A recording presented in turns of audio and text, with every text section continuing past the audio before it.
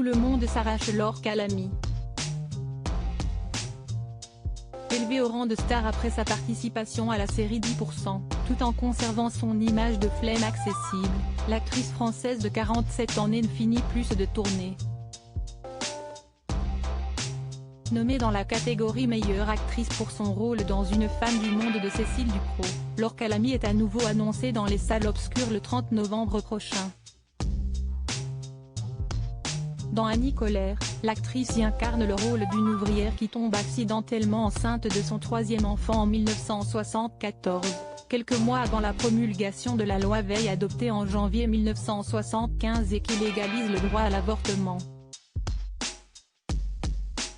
Annie fait alors la rencontre du MLAC, Mouvement pour la liberté de l'avortement et de la contraception, qui pratique les avortements illégaux aux yeux de tous.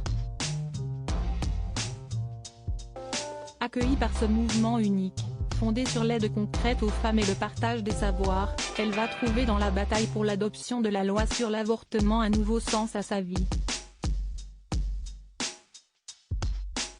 Seule une femme sûre de ses convictions et avec un caractère solide peut endosser un rôle aussi fort. Laure Calamy laisse dès qu'elle se retrouve devant une caméra, mais elle devient une toute autre femme quand le jeu d'actrice n'est plus là.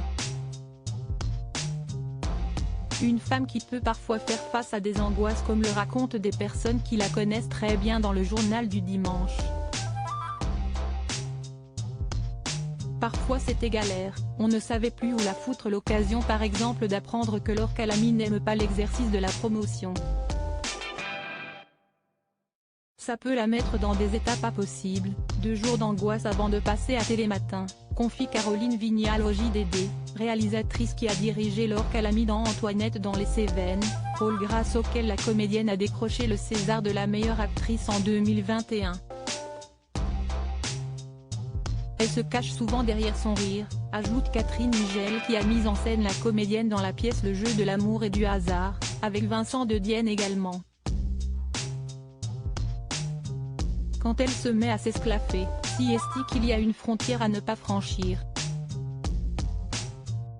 Si est-il avec cette pièce que Laure Calamy avait décroché le Molière de la meilleure comédienne dans un spectacle privé en 2018. Catherine Nigel a même été le témoin d'une angoisse pour le moins surprenante de Laure Calamy qui porte un nom, celui de pyrophobie. Il s'agit là d'une peur pathologique du feu. Dans les hôtels, elle vérifiait toujours si elle pourrait s'enfuir par la fenêtre en cas d'incendie.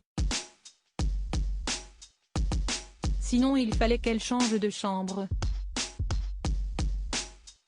Parfois c'était galère, on ne savait plus où la foutre, se souvient Catherine Nigel en repensant à la tournée du Le jeu de l'amour et du hasard. Maintenant tout le monde sait qu'il faut prendre certaines dispositions avant d'amener Laure Calamy en tournée.